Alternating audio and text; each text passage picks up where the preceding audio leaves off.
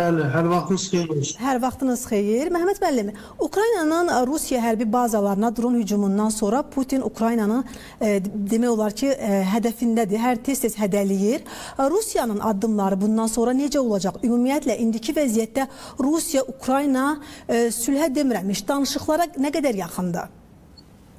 Təbii ki, bilirsiniz, Rusiya və Ukrayna arasında 2 dəfə İstanbulda danışıqlar keçirildi və bu Rusiya tərəfinə kapitulyasiya aktının Ukrayna tərəfinə qəbul edilməsinə bir şərt kimi memorandum irəli sürdü və bundan sonra artıq göründü ki, Rusiya ümumiyyətlə nə atəşkəsdə, nə də sülhdən maraqlı deyil. Yalnız Rusiyanı maraqlandıran Ukrayna kapitulyasiyası və 4 regionun Rusiyaya verilməsidir. Yəni, proses bu istiqamətdə gedir. Təbii ki, Ukrayna tərəfi Rusiyanın qarşısında zəif görsənməmək, həmçinin kapitulyasiyaya getməmək üçün məhz Rusiyaya qarşı hücum əməliyyatı keçirildi. Rusiyanın nüvə strateji bombardmançı təyyarələrinin demək olar ki, 34% sıradan çıxarıldı. Bu, Rusiyanın üzərində siyasi, psixoloji bir üstünlük idi. Artıq Rusiya-Ukrayna arasında raket və dron müharibəsi gedir.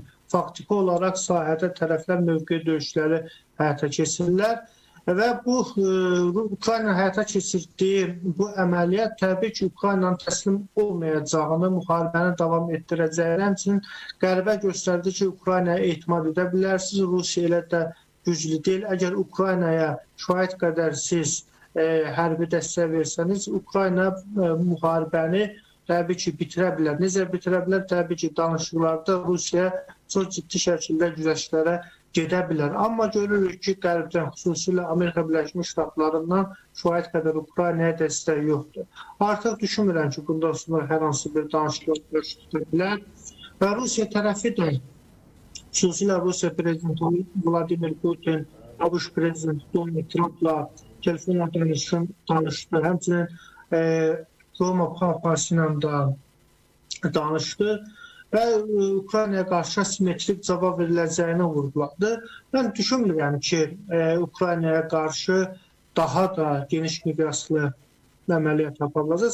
Sadəcə olaraq Areşne, Kinjal və İskəndər M raketləri ilə əməliyyatlar həyata keçiriləcək. Ola bilər ki, Ukraynanın hökumət binaları, həmçinin indi Rusiya tərəfdə Vladimir Zelenskinin fiziki olaraq aradan götürüləcəyini də istisna etmir. Yəni, Rusiya tərəfi öz imicini qorumaq üçün artıq Ukrayna prezidentinin də hədəf alacağını vurgulayır. Təbii ki, bu müharibənin gedişatında hər hansı bir danışıqları və atəşkəsi sülh prosesini də istisna edir.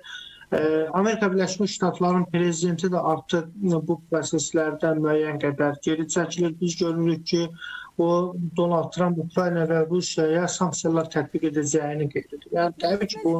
Yeri gəlmişkən, Donald Trump bundan sonra hansı addımlar atacaq? Çünki siz bilirsiniz ki, rəsmi Vaşinqton qeyd etdi ki, konkret addımlar atılmasa bu istiqamətdə biz danışıqlardan geri çəkiləcəyik. Təbii ki, 2-ci İstanbul danışıqları da iflasa uğradı və Donald Trump'ın Vladimir Zelenskini də sərt tənqid edir. Göründüyü kimi, Amerika Birləşmiş Ştatları Ukraynaya hərbi yardımları davam etdirir.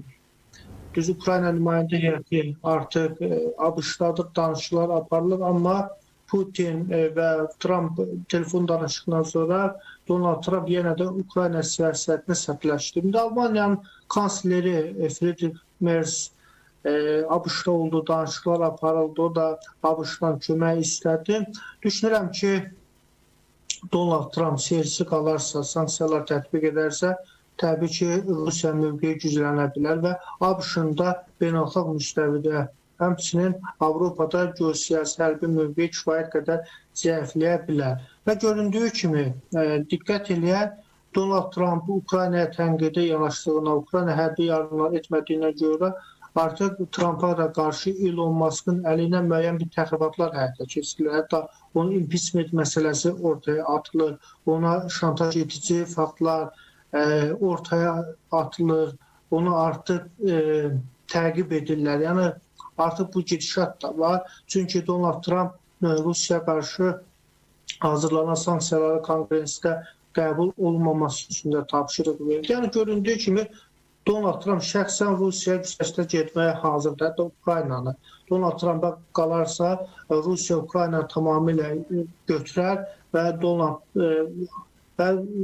Donald Trump da yalnız Rusiyanın iqtisadi əlaqələri inkişaf etdirə. Amma düşünürəm ki, Amerikanın institutları, Pentagon, Mərkəzi Kəşfiyyat İdarəsi, Konqres bunu imkan verməyəcək. Yəni proseslər bu istiqamətdə gedəcək.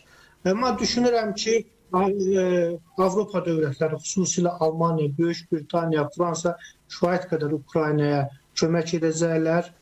Amerika prezidenti ilə də, Ağ evlə də, Pentagonla da, CIA-la da çox ciddi danışıqlar gediləcək və imkan verməyəcəklər ki, Rusiya Ukrayna üzərində taktiki strateji qələbə əldə etsin. Amma müharibə hələ bu aylarda daha da şiddətli dərəcədə davam edəcək. Aydın oldu. Çox sağ olun, təşəkkür edirəm. Qeyd edim ki, Rusiya Ukrayna gərginliyini siyasi şərhçi Məhəmməd Əsədullazadə ilə birlikdə müzakirə etdik.